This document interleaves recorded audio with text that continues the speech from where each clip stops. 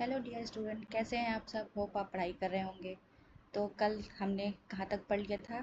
Previous classes में हमने पढ़ लिया था फोटोसिंथेसिस इन डिजर्ट प्लांट्स ना, जिन्हें जीरोफाइट्स कहते हैं। जीरोफाइट्स प्लांट्स जो कि वाटर स्कार्सिटी कंडीशन में भी सर्वाइव करते हैं bye there stomatal opening and closing. ये नाइट के टाइम पे स्टोमेटा ओपन करते हैं और डे के टाइम पे क्लोज रखते हैं, ताकि इनके बॉडी से वाटर लॉस कम हो सके। तो हमने ये डिजर्ट प्लांट के बारे में पढ़ लिया था, correct. Photosynthesis in desert plants ये हो गया था हमारा। अब हमें नेक्स्ट पढ़ना था न्यूट्रिशन के, जो मैंने टाइप बताए थे। हेट्रोट्रॉपिक न्यूट्रिशन के टाइप मैंने 4 बताए थे: holozoic, saprophytic, parasitic and symbiotic. तो सबसे पहला हम टॉपिक पढ़ेंगे क्या, होलोजोइक न्यूट्रिशन। इसमें कुछ स्टेप्स हैं। जैसे मैंने डाइजेशन का बताया था कि डाइजेशन होलोजोइक में 4-5 स्टेप में होता है। इंजेशन, जिसमें हम फूड को इंटेक करते हैं। डाइजेशन, जिसमें हम breaking complex food into simple solid form. इसके बाद हमारा ऑब्जॉर्प्शन है, जो डाइजेस्टेड फूड पासिस होता है इनटू द ब्लड। फिर then assimilation, absorbed food is used by body cells for growth, energy and repair. ठीक है, ये हो गया था हमारा। और इसके बाद था ईजेशन। ईजेशन मतलब removal of undigested food from the body. ये हमने पार्ट बता दिया था। और हमें पढ़ना था होलोजोइक न्यूट्रिशन में अमीबा का न्यूट्रिशन इन अमीबा, करेक्ट। इतना हमारा कॉन्सेप्ट क्लियर है सभी को। अब हम पढ़ेंगे न्यूट्रिशन इन अमीबा क्या होता है।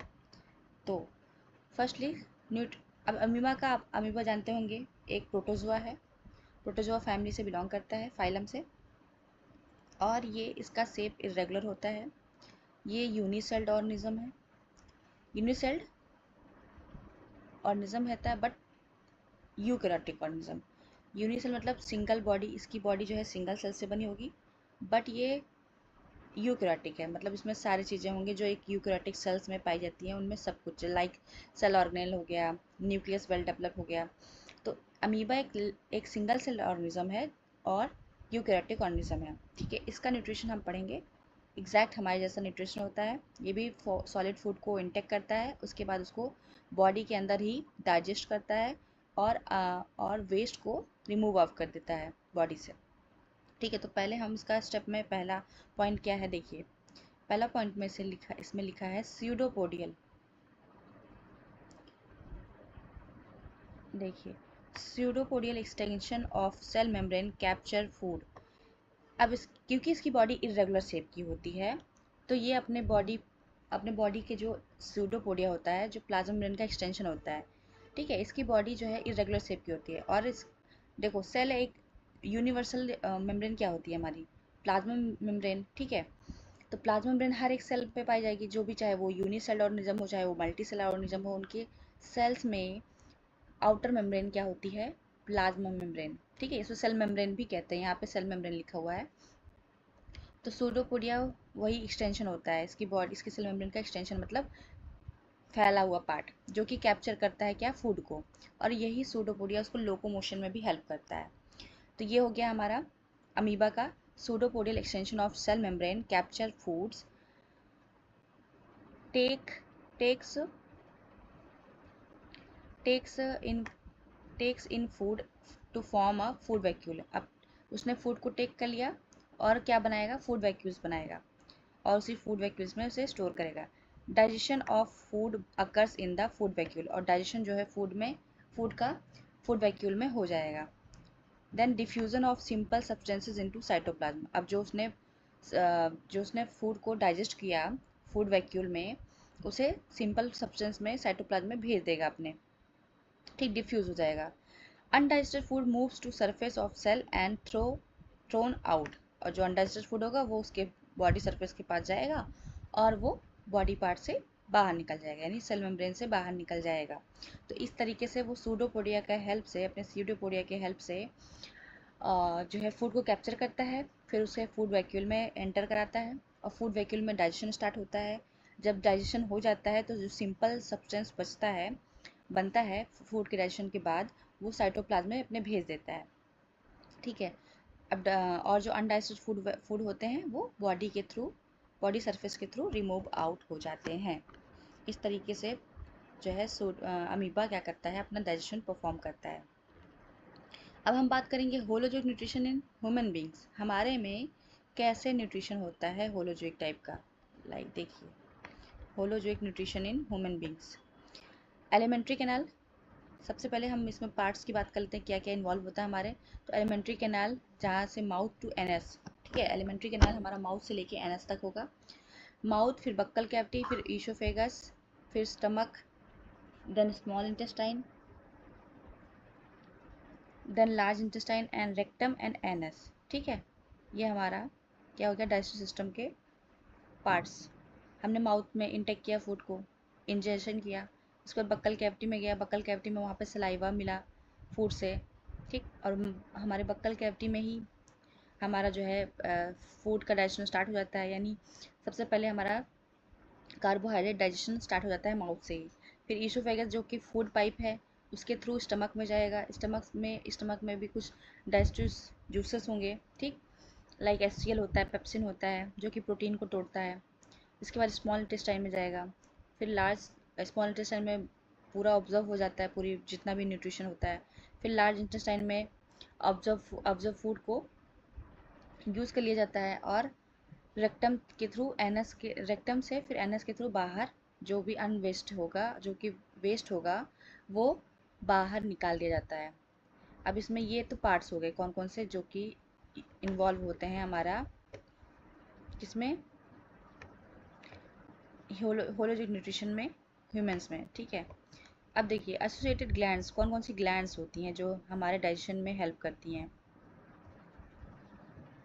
Associated glands, salivary glands, liver, pancreas and gall bladder, ये सारे ग्लैंड्स भी हमारे डाइजेशन में रोल परफॉर्म करते हैं। अभी हम इसके बारे में आगे पढ़ेंगे, ठीक है। ह्यूमन डाइजेस्टिव सिस्टम्स क्या होता है, स्टार्ट करेंगे हम डिटेल्स में। माउथ, पहला टॉपिक क्या हो गया, माउथ, क्योंकि माउथ से स्टार्ट होता है हमारा डाइजेशन। तो हम माउथ को पढ़ लेंगे कि माउथ में क्या क्या चीज़ें हैं। तो mouth, teeth perform mechanical digestion, chewing and cutting. Teeth perform करता है क्या, माउथ में हमारा टीथ होता है जो कि मैकेनिकल डाइजेशन परफॉर्म करता है, जो कि चीविंग एंड कटिंग करता है। मतलब हमारे फूड को हमने जो खाया, जैसे लाइक रोटी खाई, सब चावल खाया, तो हम उससे पहले दांतों के हेल्प से कुछ चबाते हैं, कुतरते हैं, काटते हैं, ठीक है, वो कर लिया हमने। उसके बाद tongue is for mixing and tasting via taste buds. Tongue क्या करता है, उसे मिक्स करता है, और टेस्ट बड भी होता है टंग पे, हमें पता चलेगा कि हमने क्या खाया, मीठा खाया, तीखा खाया, या फिर बहुत टेस्टी फूड खाया। जैसे यहाँ पे लिखा है बिटर, कड़वा, सौर, खट्टा, उमामी, मतलब बहुत टेस्टी खाना, बहुत टेस्टी, स्वादिष्ट, स्वीट एंड सॉल्ट। ये हमें पता चलता है हमारे टेस्ट बड से, जो कि हमारे टंग पे प्रेजेंट होता है। Salivary glands begin digestion of starch into maltose. Salivary glands क्या होता है आपके, सलाइवरी ग्लैंड्स होते हैं, एक प्रकार का ग्लैंड हमारे माउथ में होता है, सलाइवरी ग्लैंड बिगिन करता है digestion of starch into maltose. अब स्टार्च क्या है, हमने रोटी खाई, कॉम्प्लेक्स फूड क्या होता है हमारा, कार्बोहाइड्रेट। तो कार्बोहाइड्रेट का जो टाइप है वो स्टार्च है, हमें स्टार्च मिला फूड से, उसको जो उसके छोटे पार्ट में तोड़ देगा माल्टोज में। स्टार्च को माल्टोज में तोड़ देता है हमारा सलाइवरी ग्लैंड से रिलीज होने वाला सलाइवा, ठीक, जिसे टाइलिन भी बोलते हैं। ये हमारे स्टार्च को, जो कि कॉम्प्लेक्स मॉलिक्यूल है, उसको सिंपल फॉर्म में तोड़ता है, यानी माल्टोज में तोड़ देता है। यहाँ पे होते इतनी चीज़ें होती हैं हमारे माउथ में टीथ हो गया जो कि मैकेनिकल डाइजेशन करता है, लाइक चीविंग एंड कटिंग। इसके बाद टंग मिक्सिंग करता है उस फूड को, और सलाइवा में, और उस पर टेस्ट बड होते हैं, हमें पता चलता है हमने क्या खाया है, मीठा, तीखा, स्वादिष्ट भोजन, नमकीन या कुछ भी, ठीक है। और सलेवरी ग्लैंड्स हमारे स्टार्च को तोड़ता है माल्टोज में, सलाइवरी ग्लैंड से रिलीज हुआ सलाइवा हमारे स्टार्च को तोड़ता है माल्टोज में। अब बारी आती है नेक्स्ट टॉपिक की, जो कि हमारा ईसोफेगस है, राइट। ईसोफेगस क्या है, फूड पाइप है, यूजेस पेरिस्टाल्टिक मूवमेंट। ईसोफेगस क्या करता है, पेरिस्टाल्टिक जिग जैग मूवमेंट होता है हमारे, ऐसा ऐसा मूवमेंट होता है जिग जैग, ठीक, जिग जैग मूवमेंट होता है, जिसकी वजह से हमारा फूड माउथ से लेके स्टमक में चला जाता है। ठीक, इसे पेरिस्टाल्टिक मूवमेंट कहते हैं, पेरिस्टाल्टिक मूवमेंट। चलिए अब स्टमक की बात करें। ईसोफेगस का बस इतना ही काम है, वो फूड को स्टमक में पहुंचाता है। स्टमक की बात करें तो digestive gland, gastric glands produce gastric juices which contains pepsin, यानी प्रोटीन डाइजेशन होता है जिससे। HCl एसिडिक होता है यहाँ पे, pH 1.5 to 3.5 and mucus protects inner lining. अब देखिए स्टमक में जैसे ही ईसोफेगस से फूड हमारा गया जो कि थोड़ा सा डाइजेस्ट हो चुका है, यानी स्टार्च का डाइजेशन वहाँ पे माउथ में हमारा हो गया, फिर ईसोफेगस के थ्रू वो पेरिस्टाल्टिक मूवमेंट करता हुआ हमारे स्टमक में आ गया। स्टमक में क्या होता है, गैस्ट्रिक ग्लैंड्स होते हैं। स्टमक में क्या होता है, हमारे गैस्ट्रिक ग्लैंड्स होते हैं जो कि प्रोड्यूस करते हैं क्या, गैस्ट्रिक जूसेस। गैस्ट्रिक ग्लैंड जो कि प्रोड्यूस करता है क्या, gastric juices which contain pepsin. अब गैस्ट्रिक जूस में क्या होता है, पेप्सिन होता है। पेप्सिन क्या करता है, प्रोटीन डाइजेशन। और हमारे स्टमक में क्या होता है, HCl रिलीज होता है। अब देखिए पेप्सिन तभी एक्टिवेट, पेप्सिन रिलीज हुआ गैस्ट्रिक जूस में से, उस पेप्सिन ये कब एक्टिवेट होता है, पेप्सिन जब तब एक्टिवेट होगा जब स्टमक का pH एसिडिक होगा। और एसिडिक pH होने के लिए HCl जो कि स्टमक ही रिलीज करता है, वो HCl रिलीज करेगा और pH हमारे स्टमक का हो जाएगा 1.5 to 3.5। ठीक है, जब हमारे स्टमक का pH 1.5 to 3.5 हो जाएगा तब जाके ये पेप्सिन, ये पहले पेप्सिन में नहीं होता, ये पेप्सिनोजन फॉर्म में होता है। पेप्सिनोजन फॉर्म में होता है जो कि फिर इसके बाद जब इस पर HCl एक्ट करेगा, पेप्सिनोजन एंजाइम पे जब HCl एक्ट करेगा, यानी pH जब 1.5 to 3.5 हो जाएगा, स्टमक मतलब स्टमक का कंडीशन एसिडिक हो जाएगा, स्टमक का इन्वायरमेंट एसिडिक हो जाएगा, तब ये पेप्सिनोजन एंजाइम पेप्सिन में टूट जाएगा और यहाँ पे डाइजेशन किसका होगा, स्टमक में प्रोटीन का डाइजेशन स्टार्ट हो जाएगा। अब कुछ यहाँ पे बता रहे हैं कि म्यूकस भी रिलीज होता है स्टमक से, जो कि प्रोटेक्ट करता है इनर लाइनिंग ऑफ स्टमक। अब देखिए क्योंकि HCl एसिडिक मीडियम प्रोवाइड कर रहा है, तो म्यूकस जो स्टमक की जो वॉल है, स्टमक एक ऑर्गन है, उसकी जो वॉल है उसको प्रोटेक्ट करता है कौन, आपका म्यूकस। म्यूकस प्रोटेक्ट करके ये स्टमक की वॉल से ही रिलीज होता है, जो कि उसको प्रोटेक्ट करता है ताकि वो एसिडिक मीडियम पाके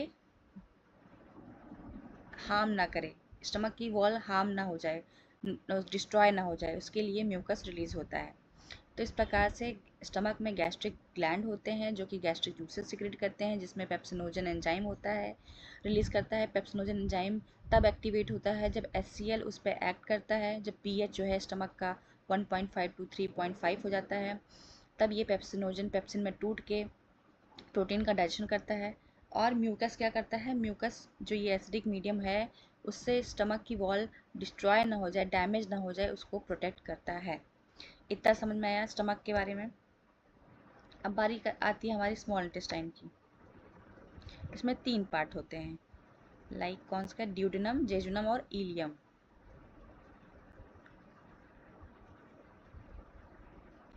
ड्यूडेनम, जेजुनम और इलियम। ठीक है, तो हम अगर बात करें ड्यूडेनम की, तो क्या करता है ड्यूडेनम, हमारा स्मॉल इंटेस्टाइन, अब हमारे स्टमक से फूड कहाँ गया, स्मॉल इंटेस्टाइन में आ गया। इसमें 3 part, duodenum start digestion from stomach. ठीक है, स्टमक से डाइजेशन स्टार्ट हो गया है। Liver adds bile juices, liver क्या ऐड कर देता है ड्यूडेनम में, बाइल जूस ऐड कर देता है, जो कि emulsification of fat stores, emulsification of fat का मतलब फैट को तोड़ता है छोटे छोटे मॉलिक्यूल्स में, यानी लिपिड्स जो होता है, जो ऑयल होता है, ऑयल ड्रॉपलेट होता है, उसे तोड़ देता है। ठीक है, तो स्मॉल इंटेस्टाइन में ड्यूडेनम में बाइल जूस ऐड होता है लीवर के थ्रू। ठीक है, अच्छा बाइल जूस आपका लीवर में बनता है, और अगर एक्स्ट्रा बन गया या जो भी लीवर ने बनाया, उसे स्टोर कहाँ रखता है, बाइल जूस स्टोर होता है गॉल ब्लैडर में। हमारे बॉडी में गॉल ब्लैडर होता है जो कि ये लीवर जो सिक्रेट कर रहा है बाइल जूस, उसको स्टोर करके रखता है। तो इमल्सिफिकेशन मतलब क्या है, स्टमक फैट को तोड़ना, ठीक है, फैट को छोटे मॉलिक्यूल्स में तोड़ना। फैट के छोटा मॉलिक्यूल क्या होता है, फैटी एसिड प्लस ग्लिसरॉल, उसमें तोड़ देता है। स्टोर्स एल्कलाइन फूड, ठीक। अब ये स्टोर करेगा क्या, एल्कलाइन फूड, पीएच कितना 6 to 7.5। Pancreas added pancreatic juice which contain pancreatic amylase, carbohydrate digestion, trypsin, protein digestion and lipase, digestion of emulsified fats। यहाँ पे क्या क्या चीज़ें होंगी देखिए। सबसे पहले लीवर ने बाइल जूस ऐड किया तो उसकी वजह से हमारा फैट टूट गया। और मीडियम कैसा हो गया, एल्कलाइन मीडियम। अभी स्टमक में था एसिडिक मीडियम, अब यहाँ पे हो गया एल्कलाइन मीडियम, ठीक है। और पीएच कितना हो गया हमारे अब स्मॉल इंटेस्टाइन का, 6.6 to 7.5। अब ये हो गया हमारा। इसके बाद क्या है, पैनक्रियाज भी ऐड करेगा। मैंने बताया था ना ये सब जो है इसेंशियल हैं, ये सब क्या कहते हैं, इसेंशियल ग्लैंड्स हैं। पैनक्रियाज भी ग्लैंड है जो कि क्या ऐड करेगा इसी ड्यूटेनम में, पैनक्रियाटिक जूस, जो कि क्या कंटेन करता है, pancreatic amylase. Pancreatic amylase, amylase term जहाँ पे भी आएगा समझ लीजिए कार्बोहाइड्रेट का डाइजेशन की बात की जा रही है, ठीक है। तो पैनक्रियाटिक एमाइलेज ऐड किया, ठीक। पैनक्रियाटिक जूस में पैनक्रियाटिक एमाइलेज प्रेजेंट होगा जो कि कार्बोहाइड्रेट के डाइजेशन में हेल्प करेगा। इसके बाद ट्रिप्सिन भी होगा,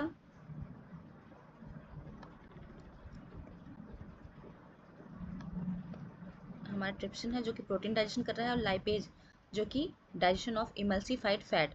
अब जो लीवर ने इमल्सिफाइड फैट किया, इमल्सिफाइड कर दिया, जो फैट को इमल्सिफाई कर दिया, छोटे छोटे मॉलिक्यूल में तोड़ दिया, उसमें उसमें फिर क्या होगा, लाइपेज भी ऐड होगा।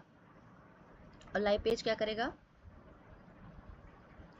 लाइपेज करेगा digestion of emulsified fat. Jejunum mixing food और ileum absorbing most nutrient via villi before passing to the large intestine. Final digestion and absorption of food occurs here. Ileum में क्या होता है, jejunum में क्या होगा, मिक्सिंग होगी फूड की, ठीक है। जो भी चीज़ें यहाँ मिली हैं वो मिक्स हो जाएंगी फूड में, ठीक। मिक्सिंग हो जाएगी, पूरा प्रॉपर फूड मिक्स कर जाएगा इन सारे एंजाइम से, ठीक है।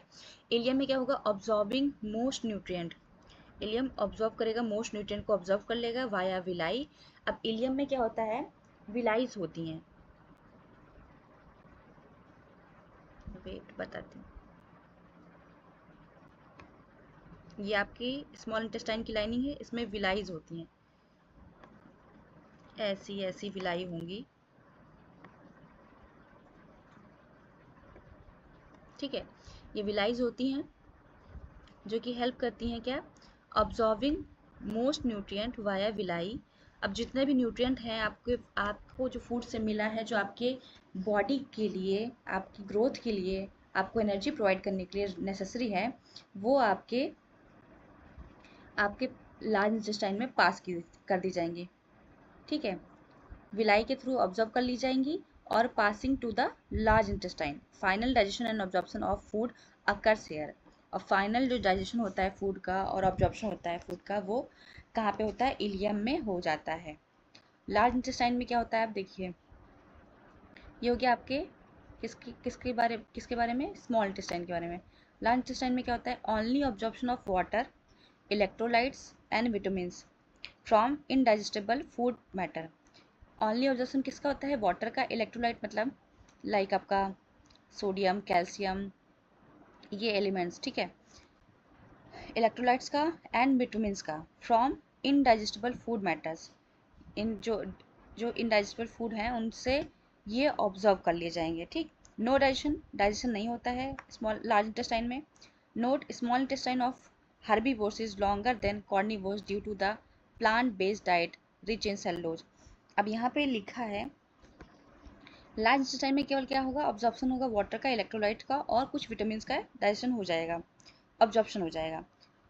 अब यहाँ पे लिखा है डाइजेशन नहीं होता है लार्ज इंटेस्टाइन में, क्योंकि डाइजेशन आपके पूरे स्मॉल इंटेस्टाइन में कंप्लीट हो जाता है। केवल ऑब्जॉर्प्शन होता है किसका, वाटर का, इलेक्ट्रोलाइट का और विटामिन का, कहाँ पे, आपके लार्ज इंटेस्टाइन में। नोट करके लिखा है कि स्मॉल इंटेस्टाइन ऑफ हर्बीवोर्स, जो हर्बीवोर्स है, जो घास फूस खाने वाले एनिमल्स होते हैं, is small intestine is larger, longer than carnivores. Carnivores जो जो मीट मच्छी खाते हैं, जो एनिमल्स पे फीड करते हैं, जो कि उनका स्मॉल इंटेस्टाइन छोटा होता है एज़ कम्पेयर टू हर्बीवोर्स, क्योंकि हर्बीवोर्स का डाइजेशन क्या होता है, सेलुलोज। प्लांट बेस्ड मटेरियल खाते हैं वो लोग, और प्लांट बेस्ड मटेरियल में सेलुलोज पाया जाता है, और सेलुलोज के डाइजेशन में टाइम लगता है, टाइम टेकिंग है, तो इसलिए उनका जो स्मॉल इंटेस्टाइन है वो लॉन्गर होता है। फिर रेक्टम की बात करें तो solidifying waste matter into faeces and storing it until elimination. Rectum क्या करता है, आपका रेक्टम जो पार्ट होता है वो सॉलिडिफाइंग वेस्ट जो हमारे अनडाइजेस्टेबल फूड हैं, जो कि हम हमारे बॉडी के लिए रिक्वायर्ड नहीं है, जो वेस्ट हैं, उन्हें सॉलिडिफाई फॉर्म में फाइंग फॉर्म में रखता है as a faeces and storing it until elimination. जब तक एलिमिनेशन नहीं हो जाता तब तक रेक्टम में हमारा अनडाइजेस्टेबल फूड स्टोर रहता है। इसके बाद एनस के थ्रू क्या होगा, एलिमिनेशन ऑफ वेस्ट हो जाएगा। इस प्रकार से हमारा क्या हो गया, डाइजेशन कंप्लीट हो गया। अब देखिए डायग्राम एक देख लीजिए। ह्यूमन डाइजेशन का क्या है, ईसोफेगस है जिसे फूड पाइप कहते हैं। ये लीवर हो गया आपका, जो कि बाइल जूस को रिलीज करेगा। यहाँ इस फूड पाइप से हमारा फूड कहाँ पे आता है, स्टमक के अंदर। स्टमक आपको दिख रहा होगा। उसके बाद गॉल ब्लैडर भी यहीं से लगा होता है, लीवर और लीवर जो बाइल जूस सिक्रेट करता है वो गॉल ब्लैडर में स्टोर हो जाता है, बताया था। पैनक्रियाज एक ग्लैंड है जो कि आपके स्टमक से लगी होती है, लीफ लाइक स्ट्रक्चर होता है इसका। फिर इसी स्टमक से स्टार्ट हो जाता है आपका ड्यूडेनम पोर्शन, ड्यूडेनम फिर आगे चल के जेजुनम, फिर जेजुनम आगे चल के इलियम में कंप्लीट होता है। ठीक, इलियम हमारा मोस्ट ऑब्जॉर्प्शन यहीं पे होता है। इसके बाद ये लार्ज इंटेस्टाइन में स्टार्ट हो जाता है। देखिए आपका स्मॉल इंटेस्टाइन ड्यूडेनम, जेजुनम और इलियम में कंप्लीट होता है, जबकि आपका लार्ज इंटेस्टाइन कहाँ कहाँ से शुरू होता है, सीकम, फिर ascending colon, transverse colon, descending colon. एक मिनट, आपका ये जो पोर्शन है जिसे मैं कलर कर रही हूँ, वेट, ये जो पोर्शन है आपका,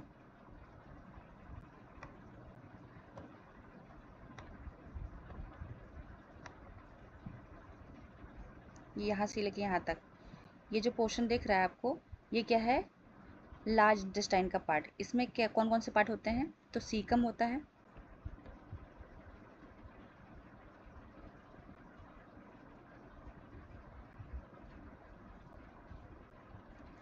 सीकम, फिर असेंडिंग कॉलन, ठीक, असेंडिंग कॉलन, ओ सॉरी, फिर ट्रांसवर्स कॉलन,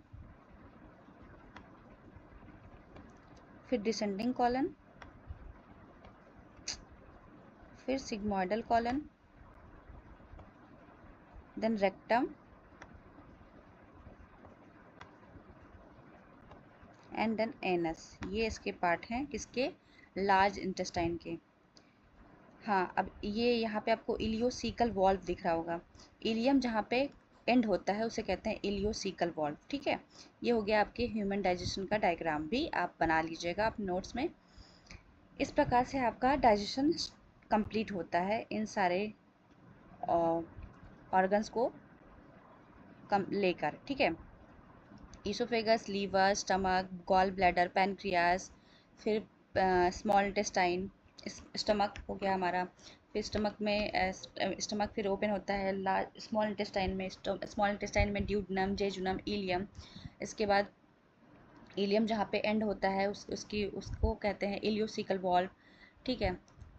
उसके बाद हमारा लार्ज इंटेस्टाइन शुरू होता है, लार्ज इंटेस्टाइन में सीकम पहला पार्ट, फिर असेंडिंग कॉलन, फिर ट्रांसवर्स कॉलन, फिर डिसेंडिंग कॉलन, फिर sigmoidal colon, then rectum and anus. इस प्रकार से आपका digestion, human digestive system complete हो गया।